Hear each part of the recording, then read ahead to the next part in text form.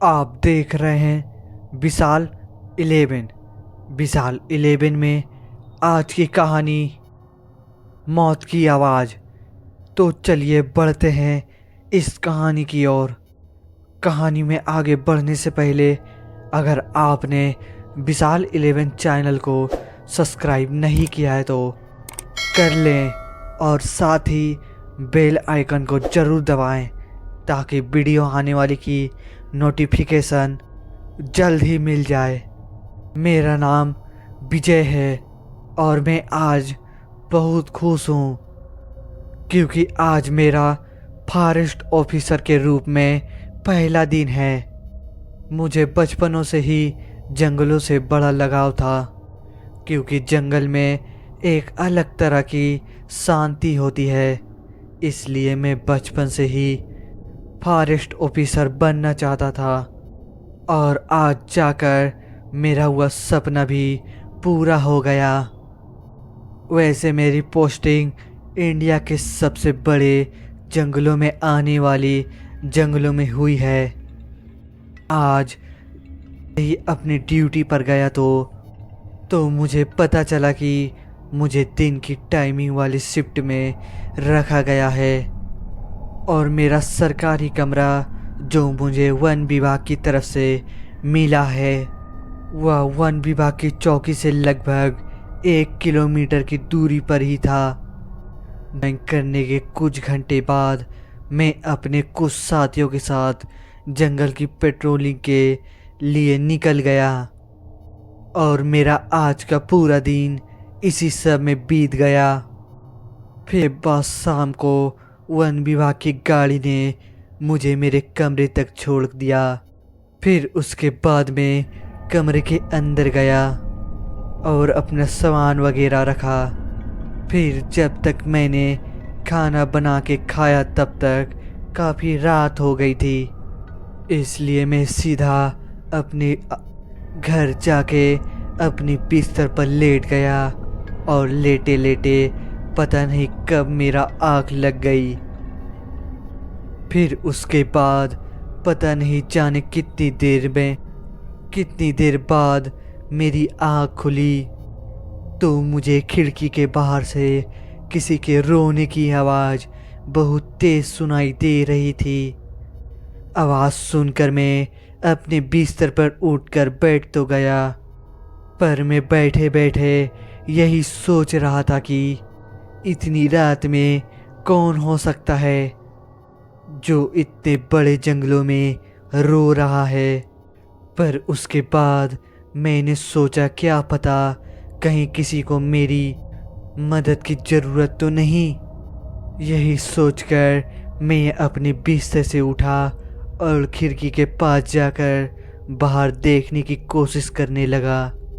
पर मैंने जैसे ही बाहर देखा तो बाहर कुछ भी नहीं दिख रहा था क्योंकि बाहर बहुत अंधेरा था। उसके बाद मैं जैसे ही पीछे अपने बिस्तर की तरफ मुड़ा तभी वह रोने की आवाज़ और तेज आने लगी। फिर उसके बाद मैंने सोच लिया एक बार बाहर देख कर ही आता हूँ कहीं किसी को मेरी मदद की ज़रूरत सच में तो नहीं है। इतना बोलकर मैं अपने बैग से टॉर्च निकाली और अपने घर से बाहर निकल के घर के पीछे की तरफ जाने लगा। अंधेरी रात थी और मैं जैसे जैसे चल रहा था वैसे वैसे मेरे चलने की वजह से जंगलों में जो सन्नाटा था वह भंग हो रहा था क्योंकि मेरे पैर जैसे जैसे जंगल में पड़े सूखे पत्तों पर पड़ रहे थे वैसे वैसे जंगल में पत्तों की आवाज़ गूंज रही थी। फिर उसके बाद मैं चलते चलते जैसे ही अपने घर के पीछे पहुंचा तो वह रोने की आवाज़ अब मुझे काफ़ी साफ साफ सुनाई देने लगी। घर के पीछे पहुंचते ही मैंने ज़ोर से आवाज़ लगाई और कहा, कौन है वहाँ? पर मेरे इतनी ज़ोर से बोलने के बाद भी किसी ने कोई जवाब नहीं दिया, पर वह जो कोई भी था वह लगातार अभी भी रो जा रहा था। फिर उसके बाद में थोड़ा और आगे की तरफ जाने लगा। मैं जैसे जैसे आगे जा रहा था, मैं वैसे वैसे आवाज़ भी लगा रहा था। मैं बोल रहा था, अरे कोई है तो मुझे जवाब दो, डरो मत, मैं तुम्हारी मदद करने के लिए ही यहाँ आया हूँ। पर मेरे इतना कुछ बोलने के बाद भी किसी ने कोई जवाब नहीं दिया। फिर उसके बाद मैंने अपने आप से ही कहा, अब कोई भी हो मुझे क्या, मैं मदद करना चाहता हूँ पर कोई जवाब ही नहीं दे रहा। और ऊपर से यहाँ इतना अंधारा है कि इस टॉर्च की रोशनी में भी कुछ सही से दिख नहीं रहा। इतना बोलकर मैं जैसे ही वापस घर की ओर जाने को हुआ, तभी मैंने अपनी टॉर्च की रोशनी में देखा मुझे थोड़े ही दूर पर एक लड़की बैठी हुई थी और उसी की ही रोने की आवाज़ इतनी देर से आ रही थी। उसे देखने के बाद मैंने उससे पहले वहीं से खड़े खड़े आवाज़ लगाई और ज़ोर से कहा, कौन है आप और क्या हुआ है आपको? मेरे इतना बोलने के बाद ही उस लड़की ने अपना सर ऊपर करके मेरी तरफ देखा। फिर उसके बाद उसने फिर से अपना सर नीचे करके रोने लगी। मुझे यह देखकर बड़ा ही अजीब तो लगा, पर मैं फिर से आवाज़ लगाई और कहा, अरे कौन है और क्या हुआ है आपको?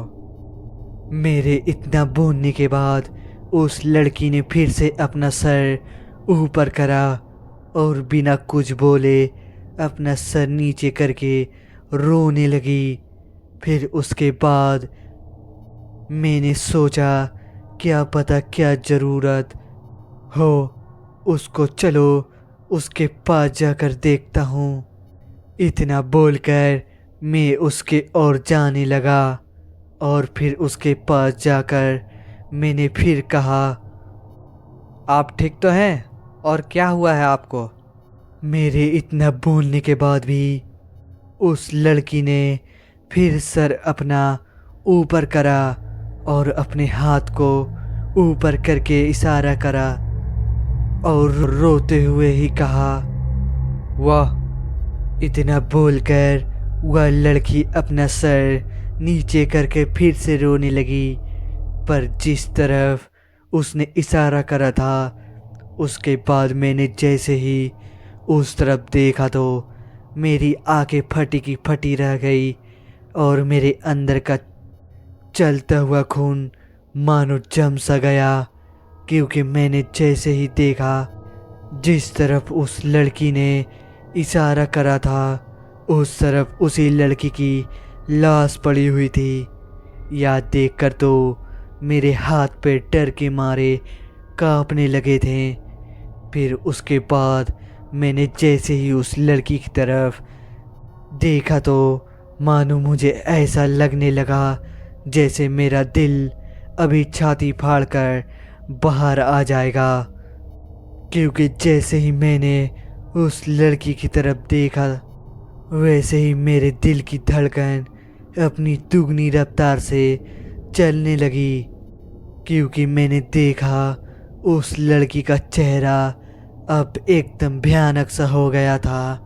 उसका मुंह पूरा सफ़ेद और जगह जगह से फटा हुआ था और उसके पूरे शरीर में चोट लगी हुई थी, जिसमें से खून निकल रहा था। मैं उस लड़की को खड़े खड़े डरते हुए देख ही रहा था, तभी मुझे ऐसा लगा जैसे किसी ने मेरे कंधे पर पीछे से हाथ रखे हो। उसके बाद मैंने डरते हुए धीरे धीरे पीछे मुड़कर देखा तो मेरे फिर होश उड़ गए, क्योंकि मैंने जैसे ही पीछे मुड़ के देखा तो पीछे कोई भी नहीं था। फिर उसके बाद मैंने डरते हुए जैसे ही फिर से उस लड़की की तरफ देखा तो अब उस जगह पर कोई नहीं था। फिर उसके बाद मैंने जैसे ही उस लड़की की लाश की तरफ देखा, पर अब उस जगह पर कुछ भी नहीं था। मैं खड़े खड़े बस यही सोच रहा था कि ऐसा कैसे हो सकता है, क्योंकि अभी थोड़ी देर पहले उस लड़की की लाश यहीं पर थी और थोड़ा उधर हुआ लड़की भी बैठी हुई थी। अब वहाँ कोई नहीं था। फिर उसके बाद मैंने वहाँ बिना समय गवाए तुरंत अपने कमरे की तरफ भागने लगा। तभी मैं भागते भागते एकदम से रुक गया, क्योंकि मैंने जैसे ही भागना शुरू करा था वैसे ही उस लड़की की हंसने की आवाज़ पूरे जंगल में गूंजने लगी। मैं डर के मारे एक ही जगह पर खड़े होकर इधर उधर देखने लगा, पर मुझे वहाँ आसपास कोई नज़र नहीं आ रहा था।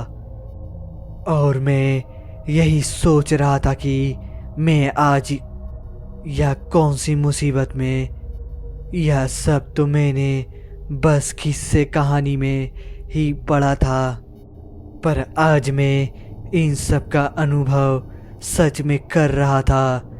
फिर उसके बाद मैंने वह हंसी को अनसुना करते हुए अपने कमरे की ओर भागने लगा।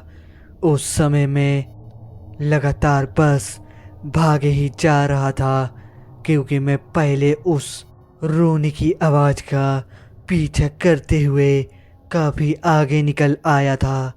इसलिए मैं बस लगातार भागे ही जा रहा था। तभी मैं भागते भागते किसी चीज़ से बड़ी जोर से टकरा के नीचे गिर गया। मैं चीज़ से टकराया था, वह चीज़ मुझे बड़ी ही तेज लगी थी, जिसके कारण मुझे उस समय काफ़ी चोट आ गई थी। पर उसके बाद मैंने अपने आप को थोड़ा संभाला और अपनी टॉर्च उठाकर देखने की कोशिश करने लगा कि मैं किस चीज़ से टकराया था। पर मैंने अपनी टॉर्च की रोशनी अपने इधर उधर मारी, पर मुझे वहाँ आसपास ऐसी कोई भी चीज़ नहीं दिखी जिससे मैं टकराया था। फिर उसके बाद मैं जैसे ही उठकर खड़ा हुआ तो तभी वह हंसने की आवाज़ और तेज आने लगी। मानो ऐसा लग रहा था जैसे वह हंसने की आवाज़ मेरा मजाक उड़ा रही हो। पर मैंने इस बार भी उस आवाज़ को अनसुना करा और अपने घर की ओर जाने लगा। इस बार मैं भाग नहीं रहा था, बस जल्दी जल्दी चलकर जा रहा था। पर मैं जैसे ही अपने घर के पास पहुंचा तो जो मैंने देखा उसे देखकर मेरे हाथ पैर डर से और कांपने लगे। डरा हुआ तो मैं पहले से ही था, पर जो मैं अभी देखा उसे देखकर तो मेरे डर के पसीने निकलने लगे, क्योंकि मैंने देखा मेरे घर के गेट के पास वही लड़की बैठी, कभी हंस रही थी तो कभी वह रो रही थी। तभी मैंने डरते हुए वहीं से खड़े खड़े कहा, कौन हो तुम? मेरे इतना बोलने के बाद ही उस लड़की ने अपना चेहरा ऊपर करा और अपनी जगह से खड़ी हुई और अपनी डरावनी आवाज़ में कहा, मेरी मदद कर दो। फिर मुझे लगा शायद इसे मदद की ज़रूरत है, इसलिए फिर मैंने कहा, कैसी मदद? मेरे इतना बोलने के बाद ही उस लड़की ने अपना हाथ से इशारा करा और कहा, वो जिस तरफ उसने अपने हाथ से इशारा करा था, मैंने जैसे ही इस तरफ देखा तो इस बार फिर वही उसी लड़की की लाश पड़ी हुई थी। मैंने फिर उस लड़की की तरफ देखा। वह लड़की बाद मैं हंसने लगी। यह सब देखकर डर तो मैं पहले ही गया था, पर मैंने फिर से हिम्मत करी और उस तरफ भागने लगा जहां वन विभाग की चौकी थी। मैं लगातार उस जंगल में भागने चला जा रहा था और यही सोच रहा था आखिर वह है कौन जो मुझे इतनी देर से परेशान कर रही है। पर तभी मैं भागते भागते फिर से रुक गया, क्योंकि मैंने देखा वह लड़की अब मेरे आगे चली आ रही थी। मैं डरा हुआ था, पर मैंने उस समय हार नहीं मानी थी, इसलिए मैं तुरंत पीछे की तरफ मुड़ा और अपने सरकारी कमरे की तरफ भागने लगा। मैं भागता भागता जैसे ही अपने सरकारी कमरे की बस पहुंचा तो मैंने देखा वह लड़की अब घर के गेट के पास खड़ी हुई थी। पर मैं सोच लिया था चाहे अब कुछ भी हो जाए, पर मैं अब रुकूंगा नहीं, सीधा घर के अंदर ही जाऊंगा। मैं जैसे जैसे आगे जा रहा था वैसे वैसे उस लड़की की हंसने की आवाज़ और तेज से होती जा रही थी। पर मैं जैसे ही उस लड़की के एकदम पास पहुंचा तो वह लड़की एकदम से गायब हो गई। फिर उसके बाद मैं सीधा अपने कमरे में चला गया। मैं कमरे में तो चला गया था, पर मुझे अभी भी उस लड़की की रोने की और हंसने की आवाज़ बाहर से लगातार आ रही थी। वह रात को मैंने जैसे तैसे बिता ली और अगले दिन जब मेरी सारी बात वन विभाग की चौकी में अपने साथ वालों को बताई तो उन्होंने मुझे कहा, अगर तुम्हें आगे से कभी वह आवाज़ आती है तो तुम उस आवाज़ को अनसुना करके सो जाना, फिर कुछ नहीं होगा। फिर उसके बाद मैंने ऐसे ही किया। मतलब मुझे रात में आवाज़ तो आती थी, पर मैं उस आवाज़ को अनसुना कर देता और अभी भी अनसुना ही कर देता हूँ।